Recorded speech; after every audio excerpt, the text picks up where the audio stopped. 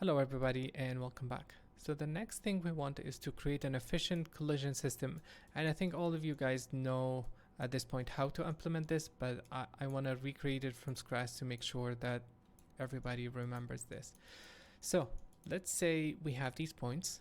Okay, this is our state. I'm going to create a toy, a rubber toy, and let's scale it down, something like that. Something like that, and let's move it up.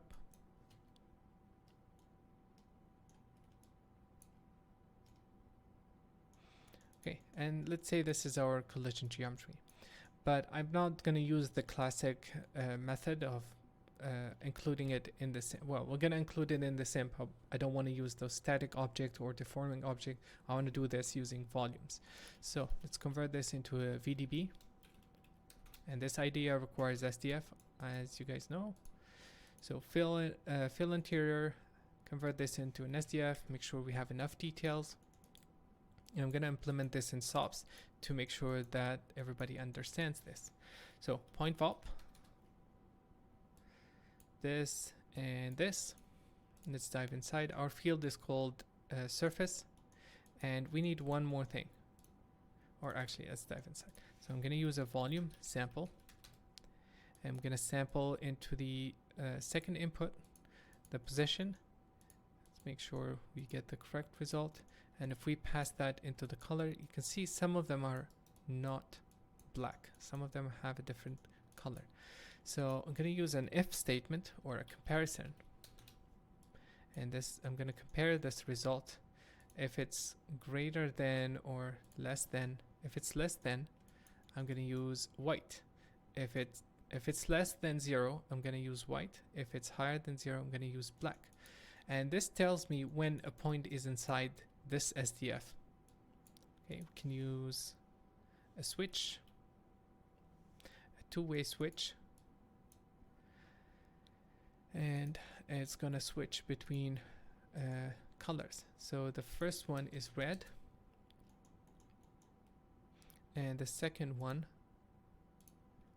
the first one, if it's true, it's going to be red, otherwise it's black. And you see we're getting that SDF, we're finding where the points are. So, okay, what is next? We know if a point is inside the volume, what can we do with it? Well, we can move it outside. We can move it outside this SDF. And the easiest way to do that is by analyzing the gradient of this field. So VDB analysis, we want to analyze the gradient of this SDF, and that's going to give us a vector. I'm going to call this grad, and I'm going to plug this into the third input, volume sample, and this gradient is actually a vector.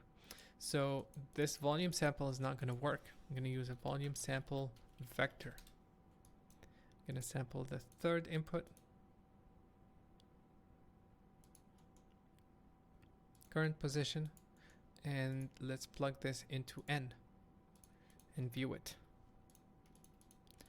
Okay, so we have a vector where there is data.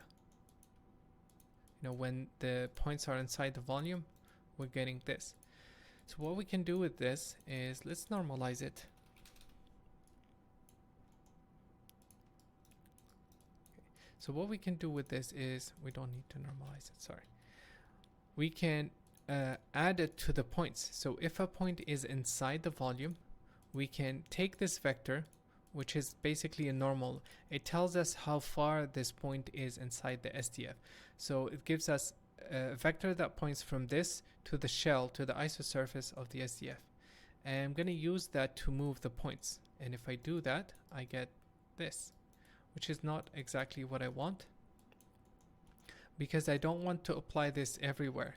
I wanted to apply it only when the data is red. So I'm going to copy this, and let's reset this. And the first input is, we want to, if the condition is correct, we want to use this new position. If it's not correct, we want to use the current position. Okay, so the vector at the moment is, let's see, Yeah, I think I was reading the wrong data.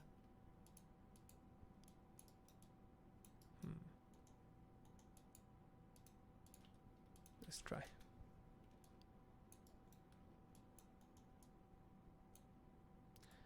Should be enough to move these points. So this is our SDF. And if the condition is right, we're changing that. Okay, let's normalize this. Something is off. Let's see.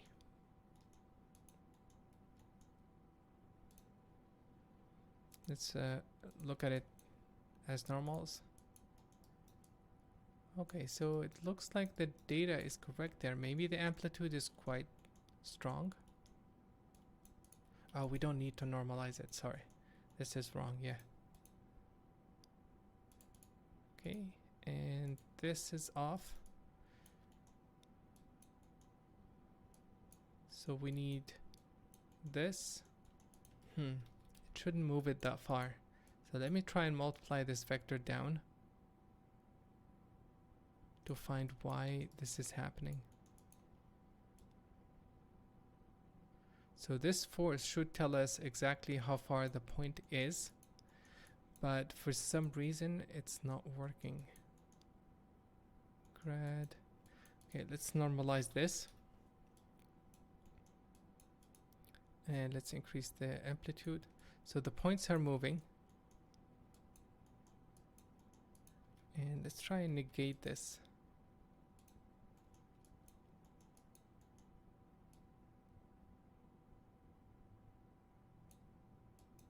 Yeah, something is not right. So let me double check and see where this is failing, and then I will show what the solution is. This is a very basic setup, and I'm not sure why it's failing at the moment. So I'm gonna check this, and then we'll continue in the next video. Thank you guys for watching, and see you in a bit.